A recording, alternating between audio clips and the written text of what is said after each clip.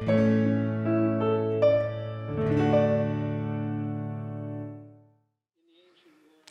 el mundo antiguo existía una gran animosidad entre judíos y gentiles.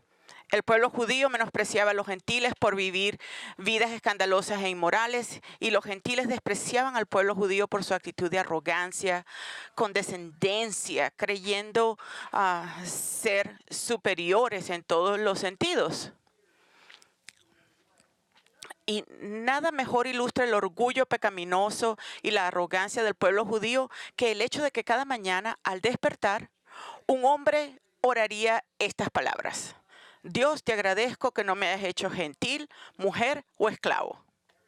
Todos los días él iba a orar esto. Ahora, como antiguo fariseo y judío celoso, el apóstol Pablo ciertamente había orado esta oración todos los días, pero todo eso cambió cuando conoció a Jesucristo como su Señor y Salvador en la vía a Damasco.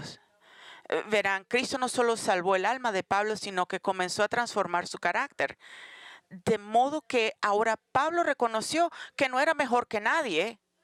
Es más, él se consideraba menos que otros. Pablo fue el que dijo que él era el mayor de todos los pecadores. Entonces, Cristo lo cambió de un fanático justiciero a un siervo humilde que amaba a todas las personas y deseaba que todas las personas experimentaran la misma salvación en Cristo que él había experimentado. Y fue este amor por todas las personas y su deseo de que conocieran a Cristo, así como su obediencia al mandato de su Señor, lo que obligó a Pablo a llevar el evangelio a los gentiles de su tiempo. Y es así, y esa es la razón por la cual en Hechos 16 encontramos a Pablo en la ciudad de Filipos, evangelizando a los romanos gentiles de esa parte del mundo. Y lo que es tan interesante sobre el ministerio de Pablo en Filipos es que el escritor humano, Lucas, el escritor de Hechos, se enfoca en contarnos acerca de que Pablo guió a 3 personas a esta ciudad a la fe en Cristo: un hombre gentil, una mujer y un esclavo. Los tipos exactos de personas que Pablo alguna vez despreciaba y agradecía a Dios diariamente que no lo había creado para ser uno de ellos. Pero en Cristo, estos 3 individuos ahora se convierten en su familia y también forman la base de la nueva iglesia en Filipos como miembros fundadores de esta iglesia. Ahora, en nuestros estudios anteriores hemos analizado la conversión de Lidia, una mujer, así también como la adivina poseída por el demonio, una esclava. Y hoy esta mañana, cuando terminemos nuestro estudio de Hechos 16, vamos a examinar la conversión del carcelero de Filipo, un hombre gentil. Y les recuerdo que el trasfondo de la conversación del carcelero fue un problema grave que se desarrolló después de que Pablo expulsara al demonio de la esclava. Como recordarán, y como resultado de expulsar el demonio de esta joven, los dueños de esta esclava se enfurecieron con Pablo porque sin el demonio que la poseía ya no podría ganar dinero para ellos adivinando cosas. Y así en su ira arrastraron a Pablo y Silas ante los magistrados de la ciudad, quienes, en lugar de darles un juicio justo, inmediatamente les arrancaron la ropa, los golpearon sin piedad con varas y luego los arrojaron a la cárcel, donde pusieron sus pies en cepos o grilletes, y estos eran trampas para cazar animales y sujetarlos, entonces eran muy dolorosas. Ahora, escuchen atentamente: el propósito de Lucas al darnos detalles sobre esta violenta persecución contra estos misioneros es hacer hincapié, lo cual ha hecho continuamente a lo largo del libro de Hechos, de que el evangelio no se detendrá ni obstaculizará por la oposición satánica al mismo. Tal como lo ordenó Jesús, sus seguidores serán testigos de él desde Jerusalén hasta los confines de la tierra. Y ahora su testimonio los ha traído a la ciudad de Filipos y no se detendrá independientemente de la oposición. Una y otra vez Lucas ha demostrado que no importa qué táctica use Satanás para tratar de silenciar e incluso acabar con la iglesia, simplemente no funciona. El evangelio se mueve hacia adelante y progresa, no importa cuáles sean los esfuerzos del príncipe de las tinieblas. Y eso es precisamente el caso de Pablo y Silas, siendo golpeados y encarcelados, como veremos hoy. Satanás no se saldrá con la suya, porque Dios usará la horrible experiencia en prisión de estos misioneros para lograr la salvación del guardián de la cárcel y de su hogar. Ahora, como les dije el domingo pasado, Lucas presenta la historia de la conversión del carcelero en 4 secciones. Primero vemos a Pablo y Silas siendo golpeados físicamente. Segundo, los vemos en prisión. Tercero, los vemos guiando al guardia de la cárcel a la fe en Cristo. Y finalmente, vemos su liberación de la prisión. Ahora, la semana pasada estudiamos las primeras 2 secciones, la paliza física que recibieron Pablo y Silas y su encarcelamiento. Y hoy, a medida que continuamos con la narrativa de Lucas, nuestro enfoque se centra en las siguientes 2 secciones. Comenzando la tercera, que trata sobre Pablo y Silas liderando el carcelero y su hogar a la fe en Cristo, el verso 30 al 34. Y después de sacarlos, dijo: Señores, ¿qué debo hacer para ser salvo? Ahora, para entender lo que se dice aquí y la pregunta que se hace a este hombre, tenemos que retroceder y dar un poco de contexto. Esto se les recuerdo en estos versículos. Nos cuentan sobre la experiencia de Pablo y Silas en la prisión, y estos versículos comienzan en el 25. Entonces leemos: como a medianoche Pablo y Silas oraban y cantaban himnos a Dios y a los presos, y los presos los escuchaban. De repente se produjo un gran terremoto, de tal manera que los cimientos de la cárcel fueron sacudidos. Al instante se abrieron todas las puertas y las cadenas de todos se soltaron. Al despertar al carcelero y ver abiertas todas las puertas de la cárcel, sacó su espada y se iba a matar, creyendo que los prisioneros se habían escapado. Mas Pablo clamó con gran voz diciendo: no te hagas ningún mal, pues todos estamos aquí. Entonces él pidió luz y se precipitó adentro y temblando se postró ante Pablo y Silas. Ahora, Lucas nos dice que alrededor de la medianoche del mismo día en que Pablo y Silas habían sido golpeados y luego arrojados a la cárcel, ese mismo día ellos estaban orando y estaban cantando alabanzas a Dios, cuando el Señor de repente respondió sus oraciones, enviando un fuerte terremoto que sacudió los cimientos de la prisión y se desataron las cadenas de todos los prisioneros. Y cuando el guardián de la cárcel, que había estado dormido, se despertó y vio que todas las puertas de la cárcel estaban abiertas, su primer pensamiento fue suicidarse. ¿Por qué? Porque asumió que todos los prisioneros habían escapado. Y sabiendo que la ley romana requería que cualquier carcelero que perdiera a un prisionero fuera considerado responsable de esa pérdida y que la pena por permitir que un prisionero escapara era la muerte por ejecución, este hombre había rápidamente decidido en eso, en lugar de enfrentar la humillación y el dolor de la ejecución, iba a caer sobre su propia espada y quitarse la vida. Sin embargo, Pablo, al darse cuenta de lo que este hombre estaba a punto de hacer, le gritó que no se hiciera daño, porque todos los prisioneros seguían allí. Ninguno había escapado, y después que el carcelero pidió algunas luces, mientras se apresuraba a ir a la cárcel, le hizo un recuento rápido para asegurarse de que este fuera el caso. Lucas nos dice que temblando de miedo se cayó ante Pablo y Silas. Y eso nos lleva entonces al versículo 30, donde nuevamente leemos: los trajo y dice, y después de sacarlos dijo: Señores, ¿qué debo hacer para ser salvo? Después de caer ante el miedo ante Pablo y Silas, probablemente porque reconoció que estos hombres de Dios tenían algo que ver con este terremoto, el carcelero sacó a los 2 misioneros de la prisión al patio para poderles hacerles una pregunta que había estado en su corazón. Y algo que aparentemente en lo que él había estado pensando. Y él quería saber qué necesitaba para ser salvo. Ahora, este es un giro notable de los eventos, ¿verdad? Este hombre que solo unas horas antes había puesto a Pablo y Silas en grilletes, ahora se humillaba ante ellos, cayéndose, temblando, dirigiéndose a ellos con gran respeto como señores y preguntándoles: ¿cómo ser salvos? Ahora, esto es realmente una pregunta bastante simple y directa. ¿Qué debo hacer para ser salvo? Y pensarías que todos los que hayan leído Hechos 16, que entenderían exactamente lo que el carcelero estaba preguntando. Y exactamente lo que Pablo y Silas querían decir en su respuesta simple y directa, que veremos en un momento. Pero sorprendentemente, eso no es el caso, por lo que debemos pasar un poco de tiempo considerando lo que este hombre, este carcelero, realmente estaba preguntando y qué querían decir Pablo y Silas en su respuesta a la pregunta. Entonces, para empezar, quiero que sepan que hay algunos que han visto a las palabras ¿qué debo hacer para ser salvo? Y se han preguntado ¿a qué tipo de salvación se refería este carcelero? Un maestro bíblico de buena reputación sugirió que el carcelero podía haber estado simplemente preguntando a Pablo y Silas lo que tenía que hacer para ser salvado del castigo que las autoridades romanas le iban a dar.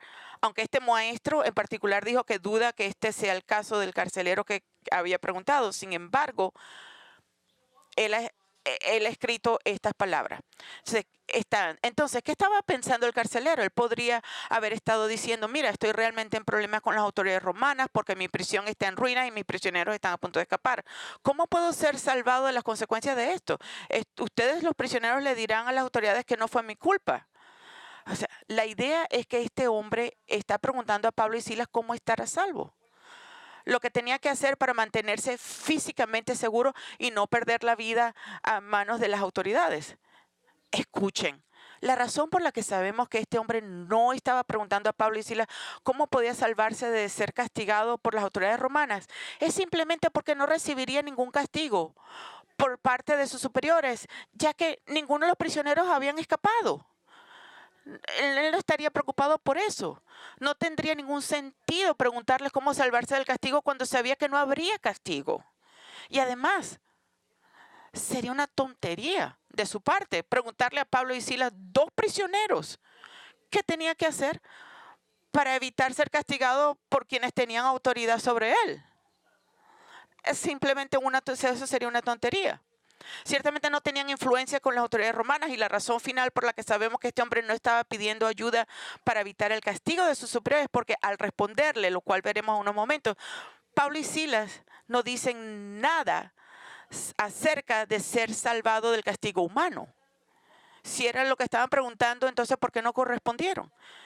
Entendieron exactamente lo que les estaba preguntando y no tenía nada que ver con ser salvado de perder su vida. Lo único que este hombre podría haber estado preguntando es, ¿qué debo hacer para ser salvo de mis pecados? ¿Qué debo hacer para estar bien con el Dios del que hablas? Verán, este hombre, como todos los demás en Filipos, habían escuchado que Pablo y Silas estaban proclamando la salvación en Jesucristo. Después de todo, la niña poseída por el demonio había estado anunciando en voz alta durante muchos días que estos hombres son siervos del Dios Altísimo, quienes te están proclamando el camino de salvación. Esta no era una metrópoli de millones de personas, era una ciudad, era una pequeña ciudad. Esta es la razón por la que fueron arrojados a la cárcel de este guardia, porque fueron acusados de proclamar la salvación de Cristo en Cristo, que era una creencia religiosa que no había sido aprobada por el Estado. El carcelero ciertamente conocía todo esto, entendió que Pablo y Silas eran hombres que le dijeron a la gente cómo ser salvados de la ira de Dios, y ahora les está pidiendo que le digan cómo yo puedo ser salvado. Él había oído generalidades, ahora él quiere cosas específicas. Escuchen, como les dije la semana pasada, este hombre estaba desesperado hace unos minutos, casi que se había suicidado. Y aunque había decidido no hacerlo, él sabía que no estaba bien con Dios. Él sabía que no estaba preparado para morir, él sabía que era un pecador y por lo tanto no estaba preparado para morir y enfrentar al Dios que es perfectamente santo y que por lo tanto exige justicia en forma de juicio por el pecado. Y entonces les está pidiendo a Pablo y Silas que le digan lo que tiene que hacer para ser salvo, para ser rescatado, qué puedo hacer yo para ser liberado de la pena de mi pecado y la ira de Dios que él sabe que merece justamente. Entonces, déjenme detenerme aquí por un momento y preguntarte, ¿cómo responderías tú a alguien que te pregunta, ¿Qué debo hacer para ser salvo? ¿Qué debo hacer yo para ser salvo? Espero que sepas qué decir. Espero que no le digas que hables con tu pastor sobre esto y que él va a sentarte contigo y hablar contigo. Espero que puedas explicar el camino de salvación a un alma perdida, especialmente a alguien que, como este carcelero, se ha acercado a la muerte y quiere respuestas rápidas y claras. Espero que tú sepas hablar cómo hablar con una persona que ha estado cerca de la muerte y quiere respuestas rápidas y claras. En su comentario sobre Hechos, Ken Hughes escribe sobre el obispo John Taylor Smith, quien sirvió a Gran Bretaña durante la Primera Guerra Mundial como capellán honorario de la reina Victoria y como capellán principal del ejército británico. Una de las responsabilidades del obispo era evaluar a todos los candidatos que estaban interesados en convertirse en capellanes. Y al verificar a cada candidato, solo les hacía una pregunta, solo una pregunta. Y esto es lo que él dice. Ahora quiero que me muestres cómo tratarías con un hombre. Supongamos que soy un soldado herido en el campo de batalla. Tengo 3 minutos de vida y tengo miedo de morir porque no conozco a Cristo. Dime, ¿cómo puedo ser salvo y morir con la seguridad de que todo está bien? Ahora, si el solicitante comenzara a hablar sobre la iglesia y las ordenanzas dadas a la iglesia por Jesús, el obispo Smith le decía al candidato, eso no servirá. Solo tengo 3 minutos de vida. Dime qué debo hacer. Ahora, amigos, ese es el tipo de urgencia detrás de la pregunta del carcelero. Aunque no está a punto de morir en 3 minutos, quiere saber qué necesita para hacer para salvarse de la ira de Dios antes de que sea demasiado tarde para él, antes de morir y pasar a la eternidad. Y luego debe rendir cuentas de su vida a Dios. Después de todo, casi se quita la vida y ahora quiere saber cómo enfrentar la muerte estando bien con Dios. Y no le interesa escuchar un discurso teológico desgarbado, desarticulado, un montón de palabras. Él quiere saber cómo salvar su alma del juicio eterno y quiere saberlo ahorita, en este momento. Así es como Pablo y Silas le responderán, porque entendieron exactamente lo que está pidiendo, por lo que le dirán de lo que debía hacer para salvarse. Y su respuesta no solo es significativa por lo que dicen, pero es igualmente significativo por lo que ellos no dicen. El versículo 31. Ellos respondieron, cree en el Señor Jesús y serás salvo tú y toda tu casa. Ahora, como dije, es importante tener en cuenta lo que Pablo y Silas no le dijeron a este hombre, tanto como lo que le dijeron a él. Primero, no le dijeron que se uniera a la recién establecida iglesia de Filipos. Tampoco le dijeron que viviera según la regla de oro. Haz a los demás como te gustaría que te hicieran a ti. No le dijeron que necesitaba guardar los 10 mandamientos. No le dijeron que primero debía convertirse en judío antes de poder estar bien con Dios. No le dijeron que reformara su vida y comenzara a ser un hombre mejor. Ya. No le dijeron nada de eso. No dijeron ninguna de estas cosas. Lo que simplemente le dijeron, cree en el Señor Jesucristo y serás salvo tú y tu familia. Ahora, esta respuesta dada por Pablo y Silas es fundamental que la entendamos nosotros porque revela que la manera de ser salvo de la ira de Dios es solamente y únicamente creyendo en Cristo. Y pensarías que una respuesta tan directa y simple de estos misioneros sería entendida por todos para alguien que haya alguna vez leído estas palabras. Pero tristemente ese no es el caso. De hecho, algunas personas no solo han entendido mal el significado claro de estas palabras, sino que la han distorsionado al cambiar el significado de estas palabras para transmitir algo que Pablo y Silas nunca tuvieron la intención de transmitir. Entonces quiero tomar unos minutos para mirar este versículo y considerar cuidadosamente lo que Pablo y Silas quisieron decir cuando le dijeron al carcelero cómo ser salvado. Porque como le dijeron a este hombre que se salvara, es como alguien, cualquier persona debe venir a Cristo y ser salvo. En primer lugar, Pablo y Silas dirigieron la atención de este hombre hacia la persona del Señor Jesucristo, porque no hay salvación en nadie más sino en Jesucristo.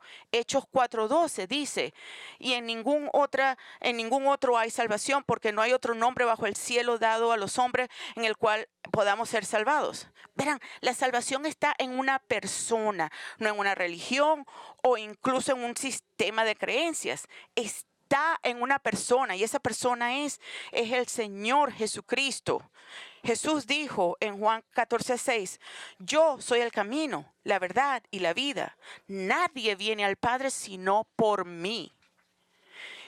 Él los dirigió a una persona, a Cristo. Y la razón por la cual la salvación está en el Señor Jesucristo es porque Él, siendo ambos Dios y hombre, cargó nuestros pecados en su propio cuerpo en la cruz, siendo juzgado y condenado por Dios el Padre en el lugar de nosotros que merecemos juicio.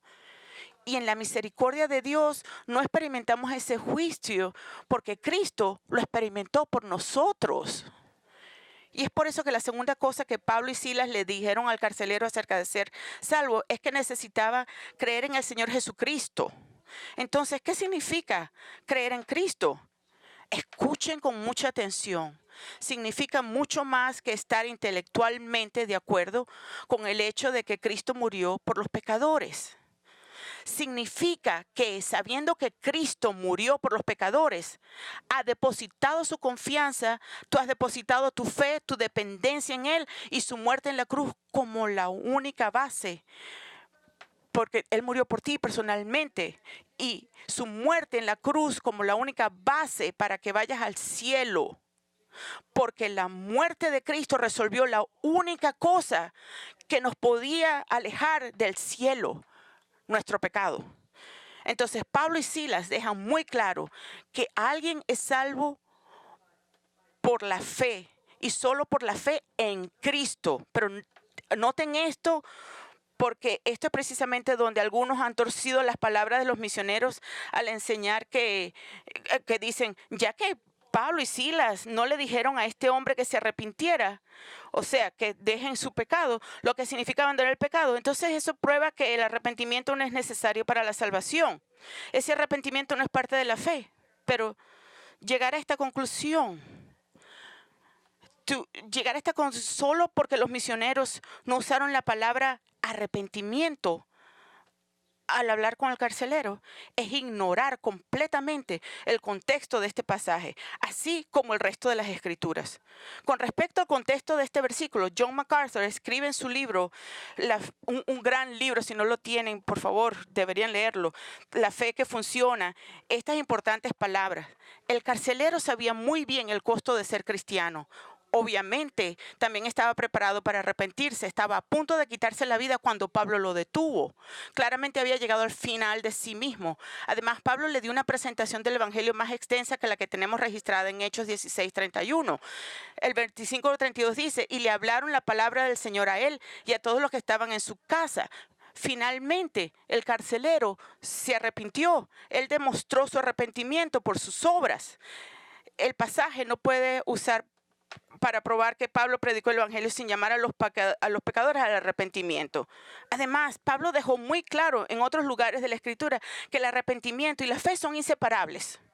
Son las dos caras de la misma moneda, que siempre se encuentran juntos en aquellos que vienen a Cristo para salvación. Por ejemplo, Pablo les dijo a los ancianos en Éfesos, en Hechos 20, del 20-21, dice, como no rehuí, él estaba viendo a su ministerio pasado, como no rehuí declarar a vosotros nada que fuera útil y de enseñar públicamente y de casa en casa, testificando solamente tanto a judíos como a griegos del arrepentimiento para con Dios y de la fe en nuestro Señor Jesucristo.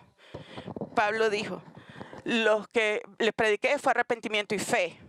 Y cuando Pablo se paró ante el rey Agripa para defenderse y explicó la comisión que Jesús le había dado cuando se convirtió, y al hacerlo, claramente Pablo identifica el arrepentimiento como alejarse del pecado y como parte de la verdadera fe salvadora.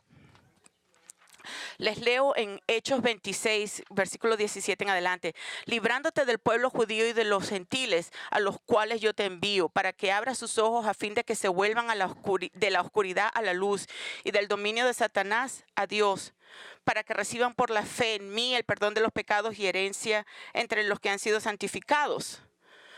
Por consiguiente, oh Rey Agripa, no fui desobediente a la visión celestial, sino que anunciaba primeramente a los que estaban en Damasco y también en Jerusalén, y después por toda la región de Judea y aún a los gentiles, que debían arrepentirse y volverse a Dios, haciendo obras dignas de arrepentimiento.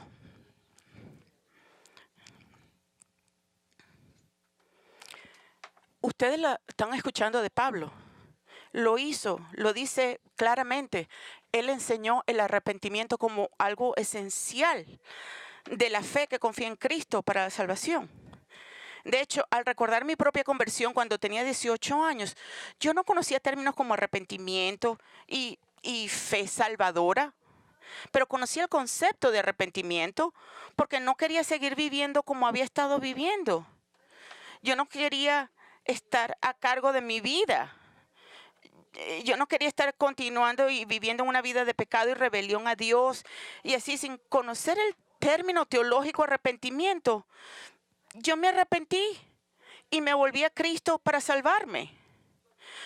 Pero me temo que el arrepentimiento es el elemento que falta en la experiencia de muchos que piensan, que claman, que son salvos, pero no lo son.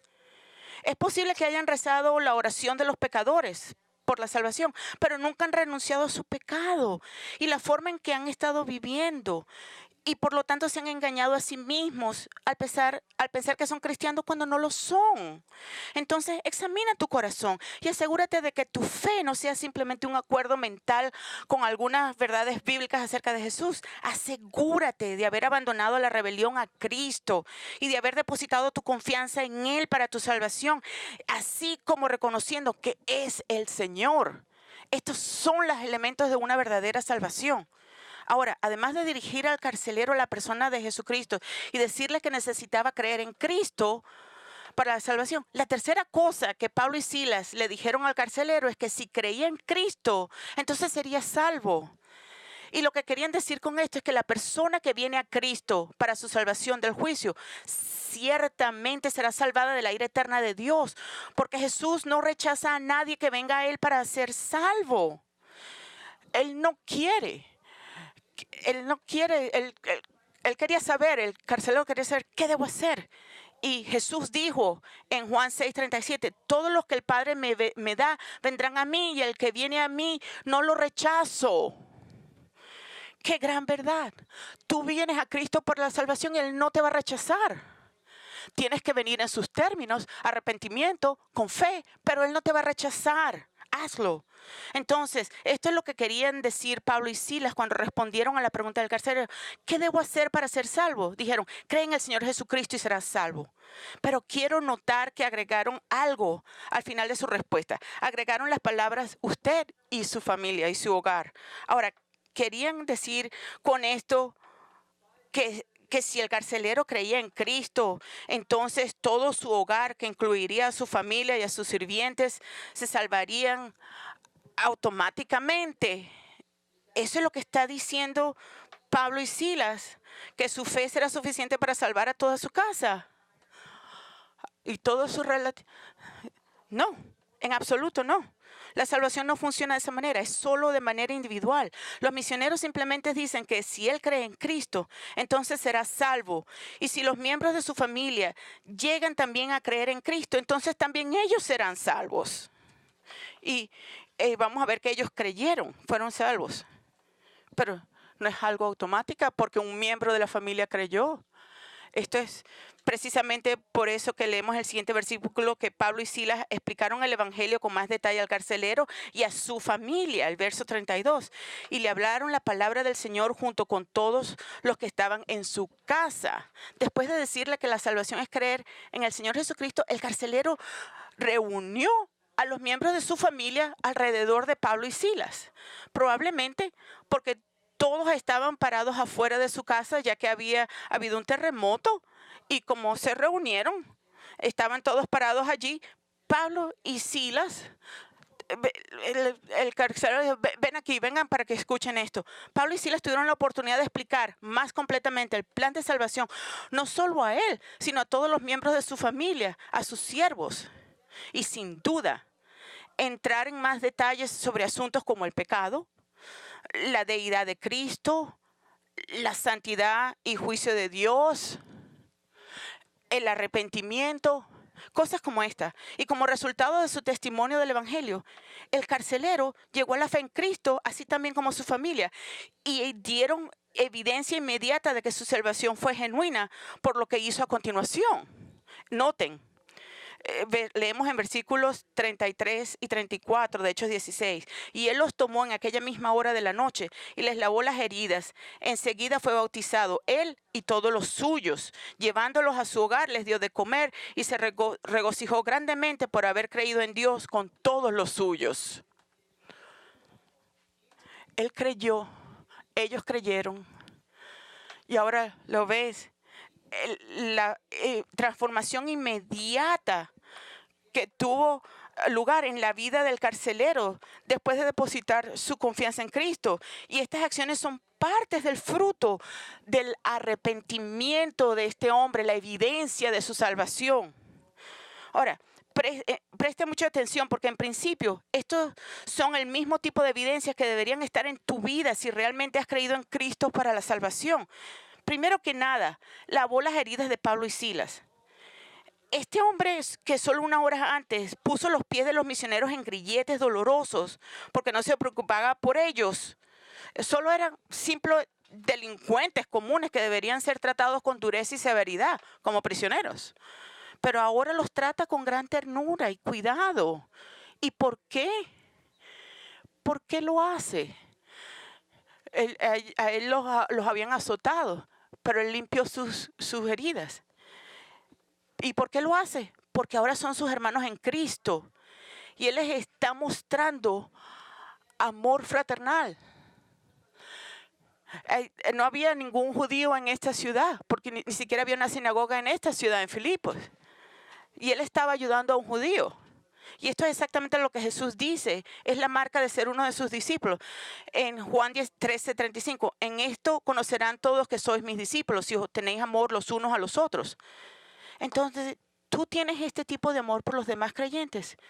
¿Con quién te sientes más cómodo? ¿Con los cristianos o con no cristianos? Si tú tienes amor por otros creyentes, entonces tienes amor por Cristo. En segundo lugar, el carcelero y su familia fueron bautizados inmediatamente. Obviamente Pablo y Silas le dijeron que Jesús ordenó a sus discípulos que lo confesaran públicamente como Señor, siendo bautizados, y en obediencia a su nuevo Señor. Eso es exactamente lo que hicieron. Exactamente lo que hicieron. Y esto habría sido muy público. ¿Y por qué?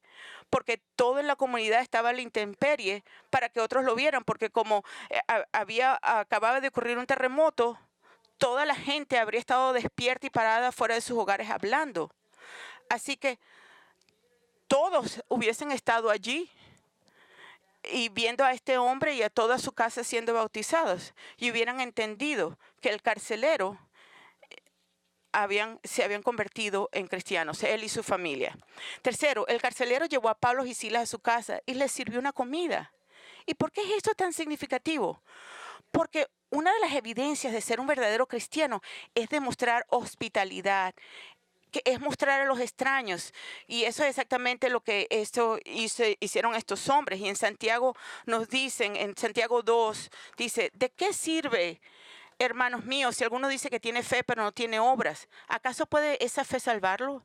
Si un hombre o una hermana, si un hermano o una hermana no tiene ropa y carecen del sustento diario, y uno de vosotros les dice, id en paz, calentados y saciados, pero no le dais lo necesario para su cuerpo, ¿de qué sirve? Así también la fe por sí misma, si no tiene obras, está muerta.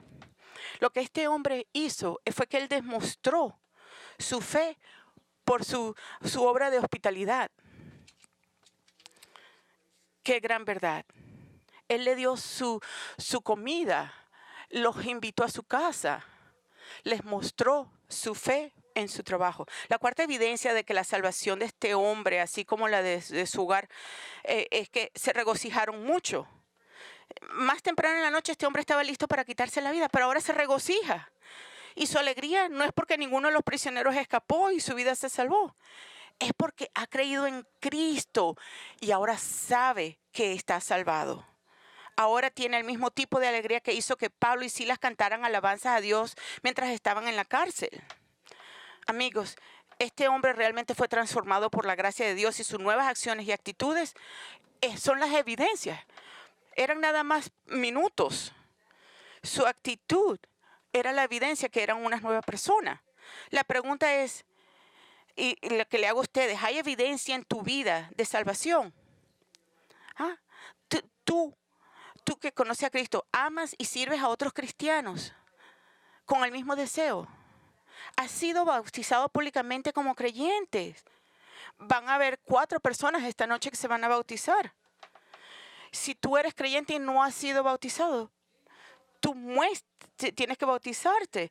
Muestras hospitalidad a los demás en términos de compartir tus alimentos y recursos con ellos. Y te regocijas en Cristo porque eres salvo. Este es el tipo de cosas que deberían preguntarse. Porque estos son los tipos de frutos que demuestra que Cristo está viviendo en ti, que tienes una vida arrepentida. Y si este tipo de fruto es evidente en tu vida, entonces puedes estar seguro de que Cristo te ha salvado y está en el proceso de transformar tu carácter. Si esta fruta no está en tu vida en absoluto y nunca lo han estado, entonces indica que nunca has confiado realmente en Cristo para la salvación. Por lo tanto, como la Escritura dice, examínate tú mismo y ve si has sido salvado. Ahora, todo lo que hemos estudiado hasta ahora se centra en la conversión del carcelero de Filipo, que tuvo lugar poco después de la medianoche, y mientras Pablo y Silas todavía estaban prisioneros en la cárcel. Pero mientras Lucas continúa, pasa a la cuarta sección de esta narración, en la que nos cuenta sobre la liberación de Pablo y Silas de la prisión. El versículo 35 al 39 nos dice, el carcelero comunicó a Pablo a estas palabras diciendo, los magistrados superiores han dado orden de que se os suelte, así que salir ahora e ir en paz. Mas Pablo les dijo, aunque somos ciudadanos romanos, nos han azotado públicamente sin hacernos juicio y nos han echado a la cárcel. Y ahora nos sueltan en secreto. De ninguna manera, que ellos mismos vengan a sacarnos. Y los oficiales informaron esto a los magistrados superiores y al saber que eran romanos tuvieron temor. Entonces vinieron y le suplicaron y después de sacarlo les rogaron que salieran de la ciudad. Lucas nos dice que al día siguiente, temprano, los funcionarios del gobierno romano enviaron a sus policías a la prisión, ordenando al carcelero que liberara a Pablo y Silas. Ahora, ¿por qué hicieron esto? No nos dicen. Lo más probable es que pensaran que la golpiza que les habían dado y una noche en la cárcel era suficiente castigo y les enseñaron una lección para que se fueran de la ciudad en silencio sin hacer más alboroto. Pero cuando el carcelero le dijo a Pablo y Silas que eran libres de irse, sorprendentemente Pablo se negó y les dijo a los guardias, no nos vamos en silencio, no, por lo que nos han hecho. Nos golpearon en público sin juzgarnos y nos metieron en prisión. Y eso es ilegal porque nosotros somos ciudadanos romanos. Entonces, no nos vamos, no en silencio. Díganle a los magistrados que necesitan, si ellos quieren que nos vayamos, tienen que venir a la cárcel y escoltarnos. Verá, a lo que se refería Pablo cuando dice que él y Silas son ciudadanos romanos es que era ilegal que cualquier ciudadano romano recibiera una golpiza pública o encarcelamiento o muerte sin un juicio justo. Entonces, lo que realmente dice Pablo es que se nos ha hecho una injusticia. Ustedes rompieron la ley y queremos que las autoridades aquí reconozcan que este es el caso. Entonces, la pregunta que debemos hacernos es, ¿por qué Pablo está haciendo esto? ¿Estaba siendo el negativo? ¿Era esto una muestra de su orgullo romano de ser ciudadano? ¿Era retaliación? ¿Ah? Eso era lo que él estaba diciendo y era orgullo. No, en absoluto no. Eso no tenía nada que ver con venganza o rencor u orgullo. Escuchen atentamente, porque Pablo hizo esto solamente para proteger a los nuevos creyentes en Filipos, a quienes él iba a dejar atrás. Tienen que ver esto. Si él y Silas hubieran abandonado la ciudad en silencio sin recordarles a estos funcionarios del gobierno que hicieron su trabajo de defender la justicia romana y lo habían hecho mal, entonces habrían dejado a la iglesia en Filipo vulnerable a más injusticias cometidas contra ellos por esos mismos funcionarios. Es decir, Pablo hizo esto para proteger a la iglesia en Filipos de los abusos de estos mismos hombres, de estos magistrados. Quería asegurarse de que la iglesia no estaría sujeta a ningún trato injusto por parte de estos funcionarios del gobierno. Y entonces, él exigió su derecho como ciudadano romano, no por él mismo, sino por la iglesia. Y los hizo hacer que los funcionarios fueran a la cárcel y los escoltaran a él y a Silas. ¿Y por qué? Porque al hacer esto, estos hombres estarían reconociendo que lo que hicieron estuvo mal y que lo lamentaban. Y que Pablo y Silas no habían hecho nada mal para merecer lo que le habían hecho. Y eso es exactamente lo que hicieron. Y la razón por la que los magistrados estuvieron de acuerdo con esto fue porque reconocieron que sus acciones de maltratar, ellos sabían que tenían problemas, porque sus acciones de maltratar a Pablo y Silas como ciudadanos romanos podrían tener consecuencias devastadoras para ellos y así como para su ciudad.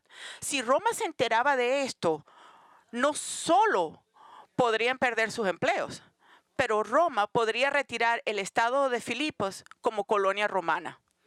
Esto era un grave problema y un grave error. Y Pablo y Silas trataban de decirles, somos ciudadanos romanos, pero no los escucharon. Pero el hecho, entonces, humildemente estos magistrados llegaron a la prisión, reconociendo cuán equivocados estaban, quizás diciendo algo, oh, señor Pablo, señor Silas, discúlpeme, nosotros no sabíamos.